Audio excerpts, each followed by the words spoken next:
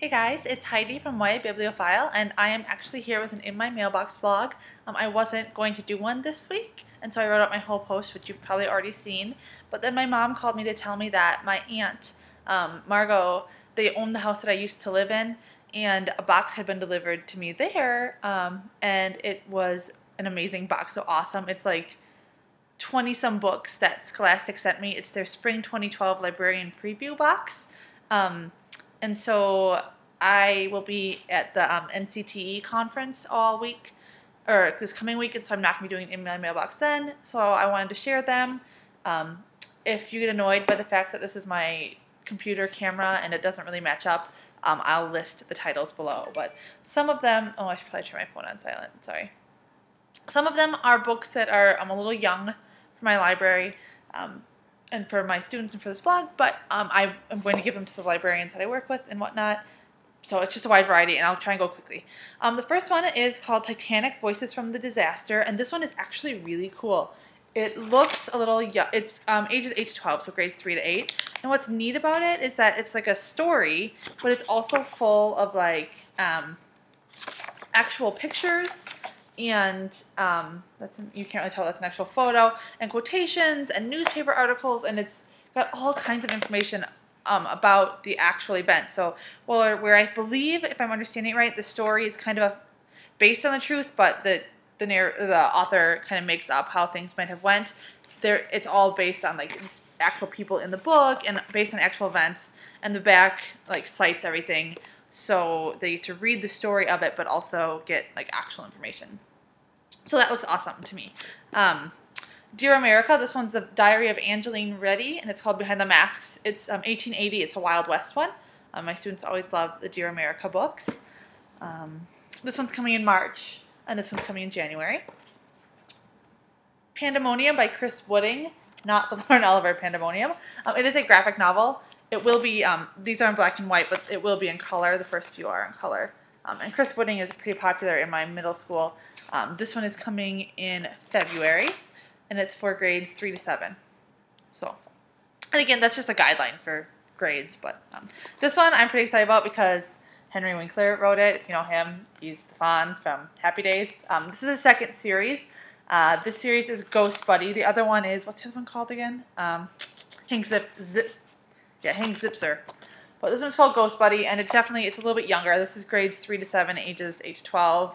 It's coming in January. I don't see many of my 7th graders being interested in it, but it's a fun reader.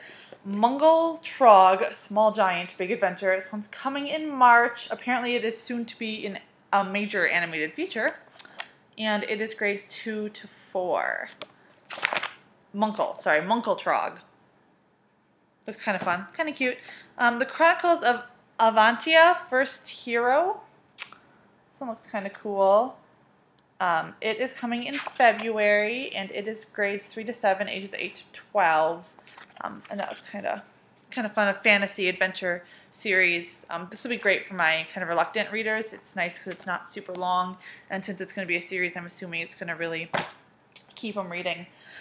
All right, another stack. This is all one box. This is a ton. Okay. The Boy Project, Notes and Observations of Cara McAllister. It's the story of a girl who has never had a boyfriend, so she's done this research. The pink have had boyfriends, and this little purple area have not. And she says it hurts to be a sliver. And it's her notes and observations and things. It's kind of told in a journal form, but there's also like other little things in there. These are like note cards from her observations and whatnot. And she's trying to do an experiment and notes and graphs and stuff like that to figure out the key to breaking the Boy Project. Okay. This one, okay, Phoebe Stone, she did Deep Down Popular, and I think something with Romeo and Juliet in the title. But this one's called The Boy on Cinnamon Street, and I love what it says on the inside. It says, a wounded girl and the boy who won't give up on her. It's the story of a 7th grade girl who, whenever things are down, she has a secret admirer who sends her notes or draws little hearts outside of her apartment, and it just sounds really kind of like a sweet story. I've really liked her other books, and they always have clever covers. That one is coming in February, grades 4 through 7. Gordon Corman's next one in the Swindle series, Show Off. Says it's a group of kids and their old guard dog, and they kind of they always get into little pickles, and they kind of have to work their way out. Grades 3 to 7, it's coming in January. My students like these ones. There's a whole, I think there's 3 other ones already.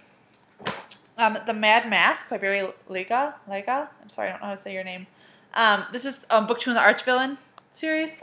And this one is coming in January, and they say grades 4 through 7, or ages 9 to 11. Yeah, so that one looks like a fun superhero kind of series, and obviously Archvillains.